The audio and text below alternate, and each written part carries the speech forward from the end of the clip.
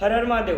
તો આવી ગયો છે મે 2026 અને તે મેષ રાશિના તમામ જાતકો માટે આ મહિનો શું લઈને આવ્યો છે તેના વિશે ડિટેલમાં ચર્ચા કરશું। તેનું કારણ તે જ છે કે મેષ રાશિના જાતકો ખૂબ ભાગાદોડી કરી લીધી, ખૂબ આગળ વધવાનો પ્રયત્ન કરી લીધો, પરંતુ મે 2026 તે તમારા માટે થોડુંક થોભીને હવે વિચાર કરવાનો સમય આવી ચૂક્યો છે અને આ મહિનામાં તમારે તે જ ચર્ચા કરવાની છે કે સફળ નથી થવાયું તો કેમ નથી થવાયું, જો આગળ નથી વધારી રહ્યું તો કેમ નથી વધારી રહ્યું, જો કોઈ વ્યક્તિ ઇમ્પોર્ટન્સ નથી આપતા તો તેના માટે પણ શું ભૂલ કરી છે, તે તમામ બાબતો વિશે ચર્ચા કરવાની છે।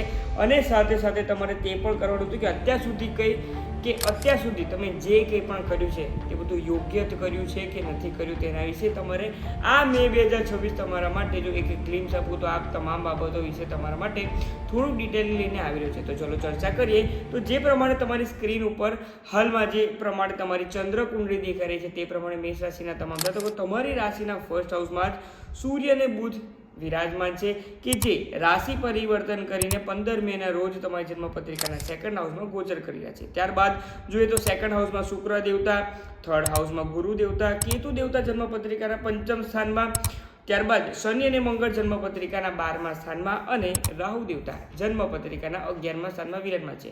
અને જે પ્રમાણે તમારી સ્ક્રીન ઉપર દેખાઈ રહ્યું છે તે પ્રમાણે જ કંઈ કે 4 ગ્રહો રાશિ પરિવર્તન કરવાના છે, એટલે કે મેષ રાશિમાં મંગળ દેવતા પોતાની રાશિમાં જ 11 મે બાદ આવશે, ત્યારબાદ શુક્ર દેવતા મિથુનમાં અને સૂર્ય બુધ શુક્રદેવની વૃષભ રાશિમાં જવાના છે, તેના વિશે હું તમને કહી જ ચૂક્યો છું। તો ચલો ચર્ચા કરીએ કે આ મહિનો તમારા માટે શું લઈને આવી રહ્યો છે।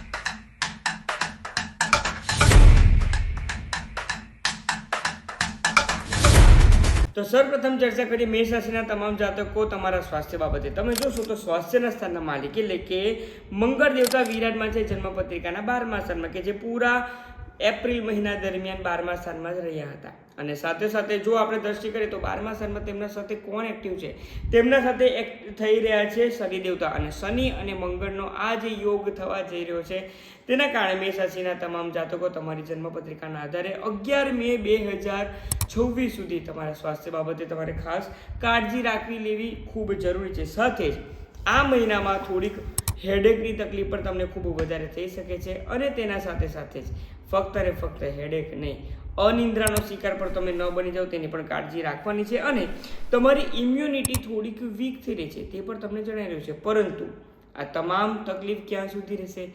તમામ તકલીફ પૂરા મહિના દરમિયાન નથી રહેવાની, આ તકલીફ રહેશે ફક્ત અને ફક્ત 11 મે સુધી, કારણ કે 11 મે બાદ મંગળ દેવતા આવી રહ્યા છે પોતાની જ રાશિમાં, કે જ્યાં તે સૂર્ય દેવતા રાજાજી સાથે રહેવાના છે ને, તેથી જ 11 મે બાદ આ તમામ વસ્તુનો અંત આવી શકે છે। તમારી થિંકિંગ પણ પોઝિટિવ થઈ શકે છે, તમારી વીક પાચન શક્તિ જે છે તે પણ ક્યાંક ને ક્યાંક સારી થઈ રહી છે। ગેસ, એસિડિટી અને ગેસ્ટ્રિક ઇસ્યુમાં જે લોકો પણ સપડાઈ ગયા છે તેમને પણ ક્યાંક ને ક્યાંક 11 મે બાદ હળવાશ જણાઈ શકે છે, તેથી 11 મે સુધી સાચવો, ત્યાર પછીનો મહિનો તમારા માટે ઘણો સારો છે।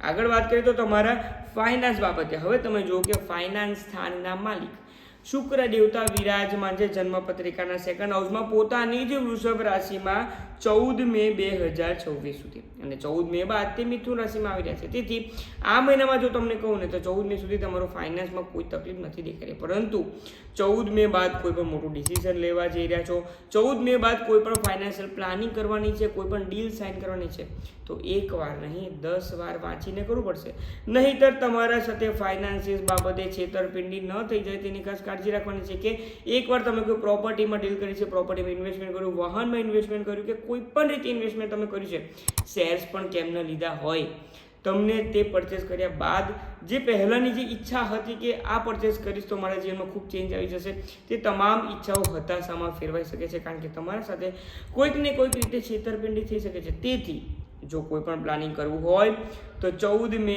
2026 સુધીમાં કરી દો, તેટલું જ હું તમને વધારે એક્સ્ટ્રા કેર રાખીને આગળ વધવા માટે કહી રહ્યો છું, કારણ કે 14 મે બાદ સિચ્યુએશન તમારા ફેવરમાં નથી, તેથી જ હું તમને કહી રહ્યો છું। તેથી જ ડોક્યુમેન્ટેશન પર પણ કાળજી રાખવાની રહેશે। હા, 15 મે બાદ સૂર્ય અને બુધનો બુધાદિત્યનો જન્મપત્રિકાના સેકન્ડ હાઉસમાં થઈ રહ્યો છે, તેના કારણે ફાઇનાન્સ બાબતે તો નહીં, પરંતુ તમારી ફેમિલીનો તમને કોઈક ને કોઈક રીતે સપોર્ટ મળવા જઈ રહ્યો છે, અને જે તમારી ફેમિલી તમારી સાથે સાથ ન હતા આપી રહેતી, તમામ સામેથી તમને હાથ પકડીને આગળ લઈ જવા માટે મદદ કરી શકે છે। સંજોગો તો તે પ્રમાણેના બની રહ્યા છે, તેથી ફક્ત ફાઇનાન્સ બાબતે આ મહિનો 50-50 તમારા માટે રહી શકે છે। આગળ વાત કરીએ તમારા એજ્યુકેશન બાબતે. હવે તમે જોશો તો એજ્યુકેશન સ્થાનના માલિક સૂર્ય દેવતા વિરાજમાન છે જન્મપત્રિકાના ફર્સ્ટ હાઉસમાં ક્યાં સુધી 15 મે સુધી, અને ત્યારબાદ 15 મે બાદ સૂર્ય દેવતા વિરાજમાન થઈ રહ્યા છે જન્મપત્રિકાના સેકન્ડ હાઉસમાં, જે કહી રહ્યા છે કે આ પૂરા મહિના દરમિયાન 15 તારીખ નહીં પરંતુ પૂરા મહિના દરમિયાન જે કોઈ પણ એજ્યુકેશન બાબતે તમારે કોઈક મોટું ડિસિઝન લેવું છે, ફોરેન કન્ટ્રીઝમાં જઈને તમારે કંઈક આગળ વધવું છે, તમારે કોઈ પણ એજ્યુકેશન બાબતે નવું એડમિશન લેવું છે, મિડ યરમાં કે યરની શરૂઆતમાં પણ તમારે કોઈક સ્કૂલ ચેન્જ કરવી છે કે કોઈ પણ રીતે ક્લાસીસ પણ ચેન્જ કરવા હોય ને, તો આ મહિનો તમારા માટે ડિસિઝન મેકર સાબિત થઈ શકે છે. આ મહિનામાં જે ડિસિઝન લેશો ને તેના આધારે આવનારા ઘણા મહિનાઓ તમારા સુધરી શકે છે તેમ કહી શકું છું. પછી જો તમે કમ્ફર્ટ ઝોન છોડવા નથી માંગતા તો તમામ સ્ટુડન્ટ્સ અને તમામ મેષ રાશિના જાતકો હું તમને તેટલું જ કહીશ કે તો પછી તમે ત્યાં જ રહી જવાનું છે. તેથી તો કહ્યું હતું કે આ મહિનાની શરૂઆતથી થોડું થોભવાનું છે, ઇન્ટ્રોસ્પેક્શન કરવાનું છે અને વિચાર કરવાનું છે કે અત્યાર સુધી જે થઈ રહ્યું હતું તે યોગ્ય થઈ રહ્યું હતું કે ન થઈ રહ્યું હતું. આગળ વાત કરીએ તો જે કોઈ પણ મેષ રાશિના જાતકો છે તમારા સંતાન બાબતે પણ જો તમને જણાવું તો તેમના માટે પણ આ પ્રમાણેની સિચ્યુએશન રહી શકે છે. તમારા સંતાનને પણ તમારે તે પ્રમાણે ગાઈડ કરવા પડી શકે છે કે અત્યારે ડિસિઝન લેશો, અત્યારે જો મહેનત કરશો તો વધારે સારું છે. બીજી રીતે જો જણાવું તો સંતાનના એડમિશન બાબતે પણ જો તમને ચિંતા હતી ને તો ચિંતા દૂર થવાનું બંધ થઈ જાઓ, કારણ કે આ મહિનો તમારા માટે ઘણો સારો સાબિત થઈ શકે છે સંતાનના પર્સપેક્ટિવથી પણ. વાત કરીએ તમારા લગ્ન જીવન બાબતે. લગ્ન જીવનના સ્થાનના માલિક શુક્ર દેવતા વિરાજમાન છે સેકન્ડ હાઉસમાં, એટલે કે તમારા લાઈફ પાર્ટનર અને તમારા ફેમિલી મેમ્બરના સંબંધો પણ ઘણા સારા મીઠા રહી શકે છે, અને તેના કારણે તમારા ફેમિલીમાં ઘણા સારા એક સારી મીઠી પળો તમે તમારી ફેમિલી મેમ્બર સાથે વ્યતીત કરી રહ્યા છો તે પ્રમાણના સંજોગો બની રહ્યા છે, અને એક હેપી ફેમિલી તરીકેનો ટેગલાઇન જાણે તમારી ફેમિલીને મળી રહ્યો છે તે પ્રમાણના સંજોગો બની રહ્યા છે. તેથી ફક્ત અને ફક્ત લાઈફ પાર્ટનર સાથે હાર્મોની ક્રિએટ કરો. લાઈફ પાર્ટનર માટે પણ 14 મે સુધી ઘણો સારો સમય છે. તેમના પણ જો કોઈ કાર્ય અટક્યા હતા તો તે અટકેલા કાર્ય પણ ઘણી સારી રીતે પૂર્ણ થઈ શકે છે તેવા સંજોગો બની રહ્યા છે. તેથી જો એકંદરે જોવા જઈએ તો મેષ રાશિના તમામ જાતકો શનિ અને મંગળનો જે કંઈ પણ પ્રમાણેનો યોગ બનવા જઈ રહ્યો છે તે 11 મે બાદ જ્યારે પૂર્ણ થશે ત્યારબાદ તમામ પર્સપેક્ટિવથી તમારી લાઈફમાં પોઝિટિવિટી આવી રહી છે તે પ્રમાણે સંજોગો બની રહ્યા છે. તેથી તમારે તે પ્રમાણે આગળ વધવું જોઈએ. ફક્ત મહિનાના પહેલા 11 દિવસ તમારે સાચવવાનું છે, ત્યારબાદ સમય તમારા માટે ઘણો સારો છે. ફેમિલીનો પણ સપોર્ટ મળી શકે છે. જો લાઈફ પાર્ટનર સાથે કોઈક ને કોઈ બાબતે અનબન થઈ હતી ને તો તે પણ ઝઘડાને તમે 11 મે બાદ તમે તે દૂર કરી શકો છો, અને તમે હેપી મેરેજ લાઈફ પણ તમે વ્યતીત કરી શકો છો તે પ્રમાણે સંજોગો બની રહ્યા છે. સાથે તો જો જોઈએ તો કોઈ પણ કાર્યની શરૂઆત કરવી હોય તો તેના માટે જોવામાં આવે છે ભાગ્ય સ્થાન તમારું કયા પ્રમાણેનું મજબૂત છે કે નહીં. હવે તમે જોશો તો ભાગ્યના સ્થાનના માલિક ગુરુ દેવતા છે, અને ગુરુ દેવતા વિરાજમાન છે થર્ડ હાઉસમાં. હા, ત્યાંથી તે માર્ગી અવસ્થામાં તેમની તે દ્રષ્ટિ તો કરી રહ્યા છે તે જન્મપત્રિકાના 9મા સ્થાન પર, પરંતુ તમારા માટેનો ગોલ્ડન પીરિયડને હજુ 1 મહિના માટે તમારે થોભવાનું છે, કારણ કે 2 જૂન 2026 બાદ ગુરુ દેવતા આવી રહ્યા છે તમારી જન્મપત્રિકાના 4th હાઉસમાં અને 4 નંબરની રાશિમાં, એટલે કે કર્ક રાશિમાં.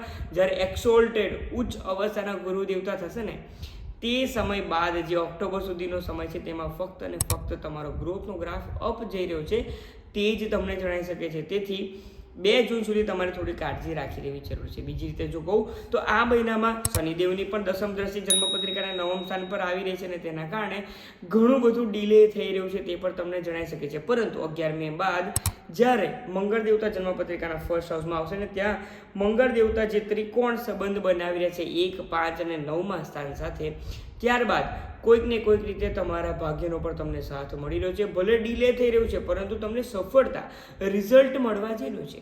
આ પ્રમાણેના તમને વિચારોમાં પણ ચેન્જીસ અને તમારા કાર્યમાં પણ ચેન્જીસ આવી રહ્યા છે તે પ્રમાણેના સંજોગો બની રહ્યા છે. અને તેથી જ હું તમને કહું છું ફક્ત 1 મહિનો થોભી જાઓ. જૂન મહિના બાદ તમારા માટે ઘણો સારો સમય આવી રહ્યો છે. હવે વાત કરીએ તમારા કરિયર બાબતે. કરિયરના સ્થાનના માલિક જે છે તે થઈ રહ્યા છે શનિ દેવતા, જે જન્મપત્રિકાના 12મા સ્થાનમાં છે. હવે આ 2 રીતે તમે જોઈ શકો છો, એટલે કે શનિ દેવતા તો ત્યાં ઘણા લાંબા સમય માટે રહેવાના છે, અસ્ત પણ થયા હતા, ઉદિત થઈ ગયા છે, અને આવનારા સમયમાં તે વક્રી પણ થવાના છે. પરંતુ મે 2026માં શનિ દેવતા જે કોઈ પણ લોકો MNC કંપની સાથે જોડાયેલા છે, જે કોઈ પણ લોકો ફોરેનમાં રહીને કાર્ય કરી રહ્યા છે કોઈક ને કોઈક રીતે, તે તમામ જાતકો માટે આ મહિનો ઘણો સારો રહી શકે છે. કારણ કે સૂર્ય દેવતા પણ ફેવરેબલ છે, બુધ પણ ફેવરેબલ છે, અને તમારી રાશિના માલિક જે ફર્સ્ટ હાઉસમાં જશે, જેના કારણે શનિ દેવતા પણ તે પ્રમાણે તમને ઘણું સારું પરિણામ આપી શકે છે. તમે જે લક્ઝરી બ્રાન્ડ પાછળ પણ જે પાગલ થઈ રહ્યા છો, તમારી જે ઈચ્છાઓ છે, ઈચ્છા પૂર્તિ તમારે કરી છે, તે તમામ વસ્તુ મે 2026માં તમારી પૂર્ણ થવાના સંજોગો ભરપૂર બની રહ્યા છે. અને જો સાથે જો આપણે વાત કરીએ તો મેષ રાશિના તમામ જાતકો આ મહિનામાં થોડીક મોટી રિસ્પોન્સિબિલિટીઝ, મોટા કાર્ય હાથમાં લેવા માટે તૈયાર થઈ જાઓ. પછી તેમ નથી વિચારવાનું કે મારી સેલેરી થોડી છે અને મને કામ વધારે આપવામાં આવ્યું છે. ના, તે નથી વિચારવાનું. તમારે ફક્ત અને ફક્ત તમારે કર્મ પ્રધાન બનવાનું છે. કર્મના સ્થાનના માલિક શનિ દેવતા વિરાજમાન છે 12મા સ્થાનમાં, પરંતુ તમારા રાશિના માલિકનો તમને જે સપોર્ટ મળવા જઈ રહ્યો છે ને, તેના કારણે તે જ કહીશ, જેટલી પણ રિસ્પોન્સિબિલિટી તમારા પાસે આવી રહી છે, જે કંઈ પણ આવી રહી છે, એક્સેપ્ટ કરો. હસતા મોઢે તેને એક્સેપ્ટ કરો અને ફક્ત આગળ વધો. તેના થકી તમારી જે રિસ્પોન્સિબિલિટી મળી છે, જે લોકો પણ જે ઈચ્છા રાખતા હતા કે આ વ્યક્તિથી તે કાર્ય નહીં થઈ શકે, તે તમામને ખોટા પાડવાનો સમય આવી ગયો છે. એપ્રિલ અને ત્યારબાદ મે 2026 આવ્યું છે, તે ઓપોર્ચ્યુનિટીઝ અને રિસ્પોન્સિબિલિટીઝ લઈને આવી રહ્યો છે.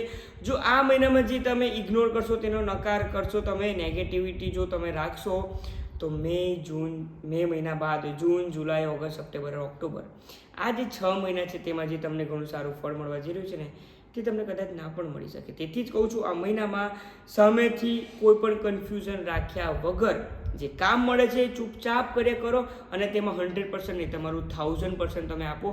ત્યારબાદ જુઓ કે તમે કયા પ્રમાણે ચેન્જીસ લાવી શકો છો. તે બિઝનેસ બાબતે થોડું આ મહિનામાં અસમંજસની સિચ્યુએશન 14 મે બાદ રહી શકે છે, કારણ કે શુક્ર દેવતા 3rd હાઉસમાં આવશે. બિઝનેસના કારણે ઘણી બધું તમારું ટ્રાવેલિંગ પણ કરવાના સંજોગો બની રહ્યા છે અને સાથે સાથે બિઝનેસના કારણે થોડુંક ઉતાર ચઢાવ પણ આવી શકે છે. જે પ્રમાણે જીઓ પોલિટિકલ સિચ્યુએશન છે, તેની તમામ મેષ રાશિના જાતકો જે બિઝનેસ કરી રહ્યા છે તેમના પર પણ અસર થઈ શકે છે, પરંતુ ક્યાંક ને ક્યાંક તમારું સ્માર્ટ વર્ક તમને કામ લાગી શકે છે, કારણ કે 11મા સ્થાનમાં ઈચ્છા પૂર્તિ સ્થાનમાં રાહુ દેવતા વિરાજમાન છે અને તેના કારણે રાહુ દેવતા આ જે કંઈ પણ મંદીનું વાતાવરણ છે, તેમાં પણ તમને થોડુંક વધારે ક્રિએટિવ આઈડિયાઝ લાવીને કયા પ્રમાણે તમારો બિઝનેસને તમે લાઇન અપ કરી શકો ને, તે પ્રમાણેના તમને આઈડિયાઝ આપી શકે છે. ફક્ત થોડુંક out of the box thinking કરવાનું છે અને regularly go with the flow thinking સાથે તમે જો આગળ વધશો, તે પ્રમાણે આગળ વધતા રહેશો ને, તો કોઈ તકલીફ તમને નથી આવવાની. તેથી બિઝનેસ બાબતે પણ આ મહિનો તમારા માટે ઘણો સારો છે. તેથી જો એકંદરે સરેરાશ તમને કહું ને,